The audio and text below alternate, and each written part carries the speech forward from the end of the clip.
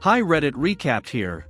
Today we are going to tell you a collection of stories titled "What is the most unethical profession?"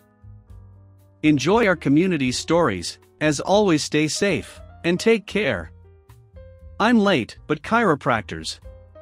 I have no issue with people going to see chiropractors for a little sore back relief. However, do not take anything a chiropractor tells you about your health as a well-informed statement. The practice is stemmed in so much pseudoscience bullshit, and it can be borderline predatory on the ill-informed and gullible.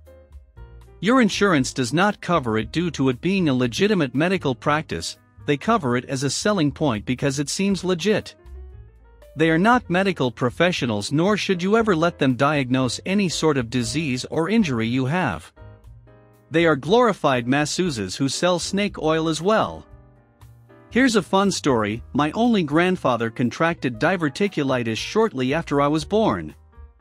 For those who don't know, diverticulitis is a very treatable inflammation in the intestines. Well, he thought it was something a chiropractor could treat, and went to an office where, after being treated, they had him drink some juice, and did the typical massage masked as a medical procedure. They told him to return.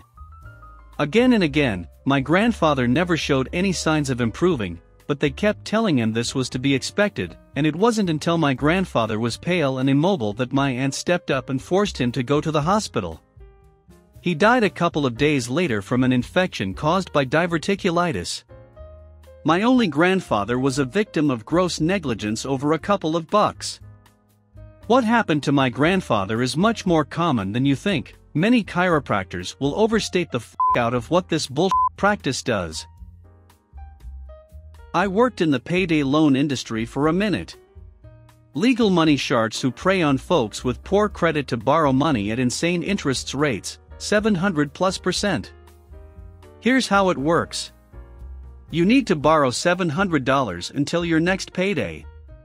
On your payday, 2 weeks from now, you will need to pay back $854, 700 plus interest. If you don't have $854 to part ways within 2 weeks, no problem. Simply pay the interest, $154, and roll over to the next payday. Still don't have $854 on your next payday? Cool, just pay the interest and roll it over another 2 weeks. You could roll it 3 times before we asked for the full amount. The place that I worked at would allow customers to take out a new loan after the 3rd roll to start the process all over. This place had customers who had been stuck in this cycle for years. I worked there in 2008 for about 5 months. Christmas came and the big boss asked why our default numbers, people past due on their payments, were so high. I said, if I were in our customers' shoes, I would be buying presents for my kids and trying to feed my family instead of paying on this loan. He grunted and snarled at me. Then I gave my notice. I have a half-sister who has 3 kids before 21. And later even more kids with a different dad, and treated the 3 original kids like literally red-headed stepchildren. Utterly like garbage. I saw her show up for not even 5 minutes to her kid's 10th birthday, grab some stuff to take with her, and leave.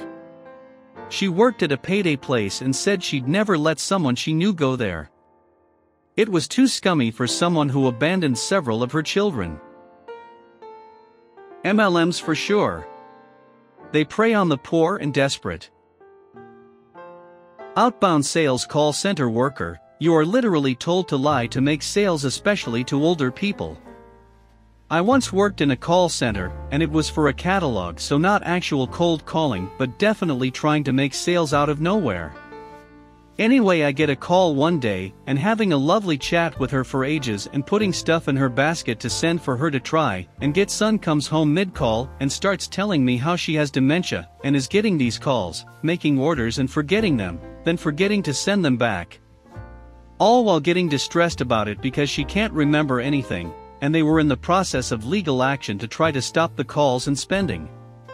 After he hung up, I asked my boss what to do, and she said to just send it through.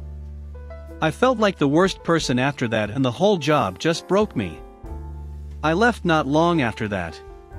Call centers are actual cesspits.